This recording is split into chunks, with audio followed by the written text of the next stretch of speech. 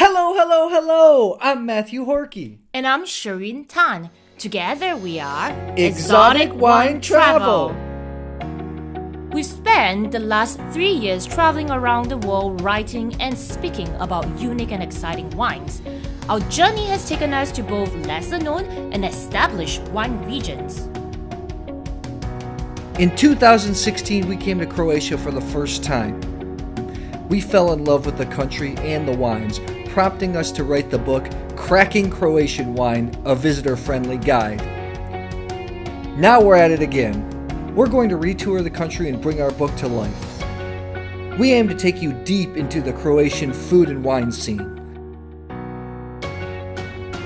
So sit back, relax, and join us as we go Cracking Croatian Wine. Malvazija Istarska is known internationally as Malvazija Istriana. It's native to Istria and is the flagship grape of the region. Fresh white wine from Malvazija is made by nearly every producer in Istria. It's hard to go wrong with this grape during the hot summer days. Our first stop is Matošević Winery. Ivica Matošević is the perfect spokesperson for Malvazija. In addition to being a winemaker, he's a scholar and a world traveler. His tasting room is fun and casual. While we love his red blend of Trapan and Merlot called GRAPE, he's most known for making several types of Malvazija. We highly recommend the Antica, an orange wine made from Malvazija and aged in acacia wood. Ivica tells us why Malvazija Istarska is so special. For us it's special because it's ours. About 60% of all the vineyards in Istria are covered with Malvazija. In the last 20 years we worked a lot on Malvazija, and today you can find plenty of different styles. We are making some Malvazija aged in oak, aged in acacia. Some of the guys are making AMPHORA wine. Some of them are doing some dessert wine, sparkling wine. So after 20 years we have pretty large stylistic. I believe that the future will be mostly connected with this lightness, elegance, drinkability. When I explain Malvazija, I usually say that it has a straw yellow color. It has a nose on a flower of acacia. Then we have some minerality and a bitter almond aftertaste. This should be some school description of Malvazija. We move on to another big name for Malvazija, Kozlović. The winery is a work of art and sits in the quaint village of Valle. The tasting room is sleek and modern. It's a place that you want to spend time at. It's also friendly for large groups. Franco and Antonella Kozlović made a name for themselves by producing top-notch Malvazija. During this particular visit, we found a special edition of Sauvignon Blanc that can turn even the most critical into a believer. So this is a special release from Kozlović. It's a summer wine, and they have very short supply, so it's not often that you get to try this wine. And I really like it because it's much more towards the mineral side of Sauvignon Blanc. Of course, you still get a little bit of aromas, but it's much less green, and I'm getting much more peachy, pear, and mineral on the nose. The real deal at Kozlović is Malvazija. Their single vineyard, St Lucia, is regarded as one of Croatia's finest white wines. This new vintage is stunning. Antonella Kozlović gives us some of her time to explain what makes the St Lucia position such a special place. But if you are speaking about a special Malvazija, then it has to be connected to St Lucia position.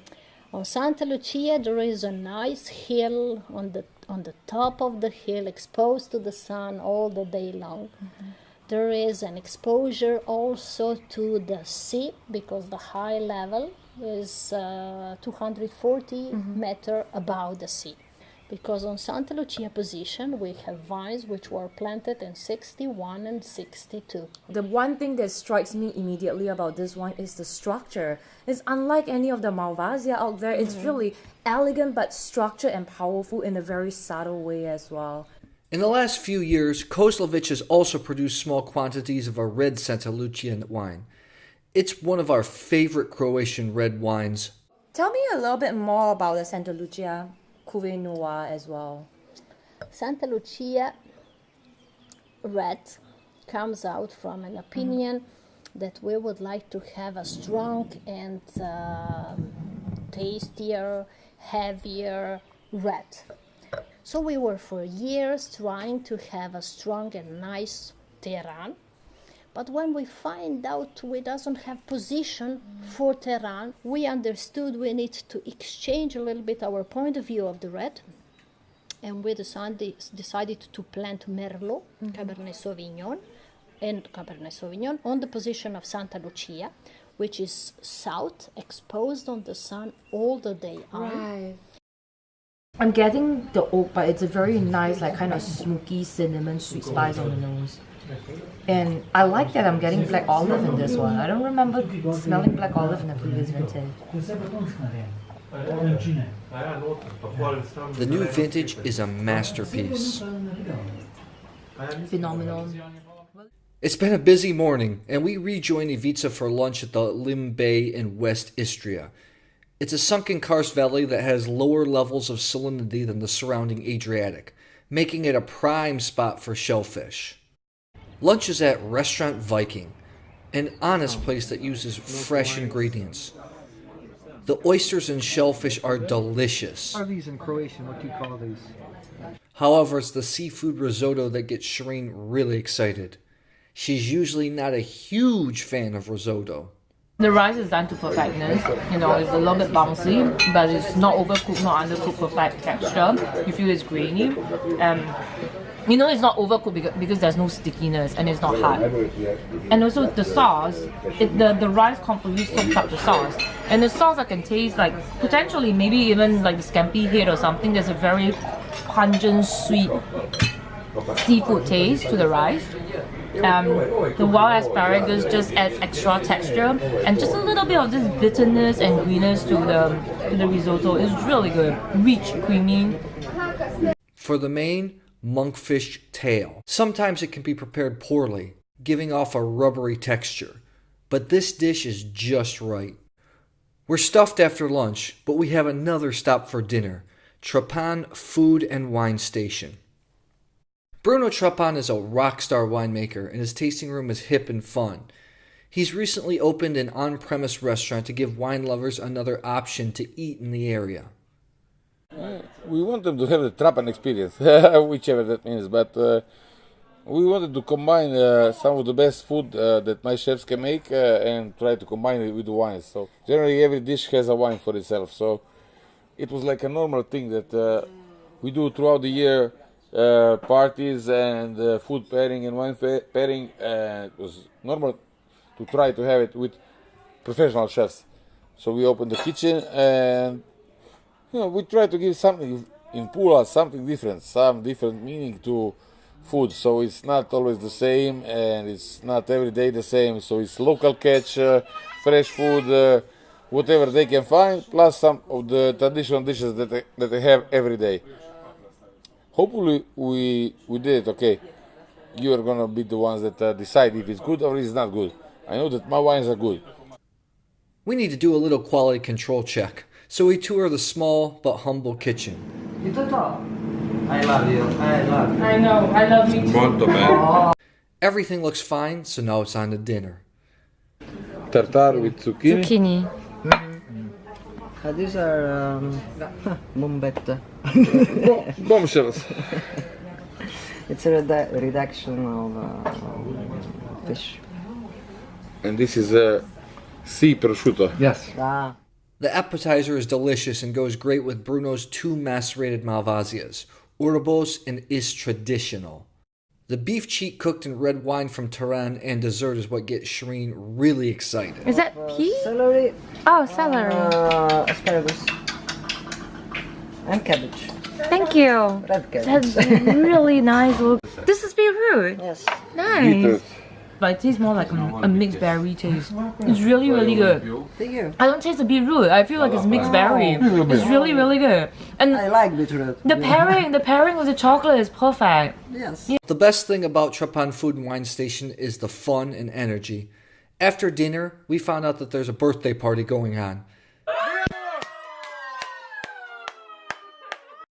Bruno quickly turns into a fabulous host and the party rages on until the wee hours of the night.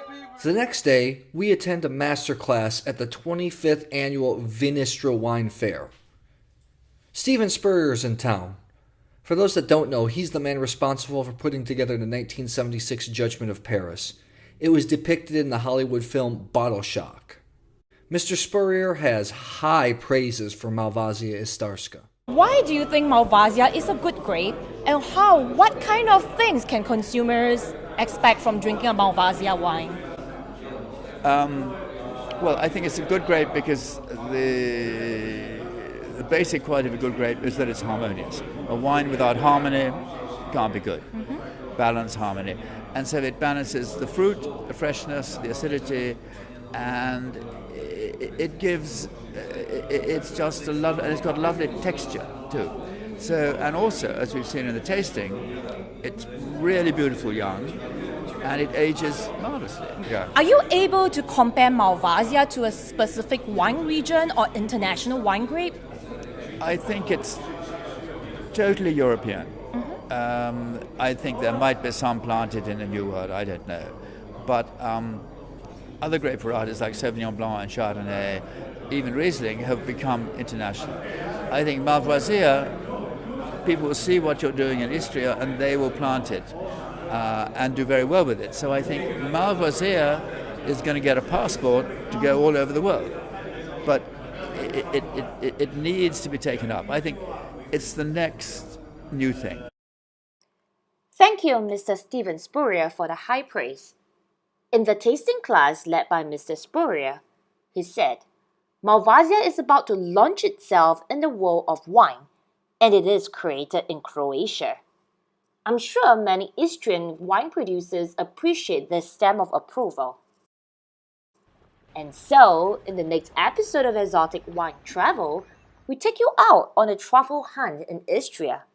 We also introduce a wine called Good Guy, recommend a wine bar in Istria, and take you to a one-stop venue for your wine and gastronomy adventures. If you would like to learn more about Croatia and Croatian wine, keep a lookout for our next episode and check out our book, Cracking Croatian Wine, a Visitor-Friendly Guide.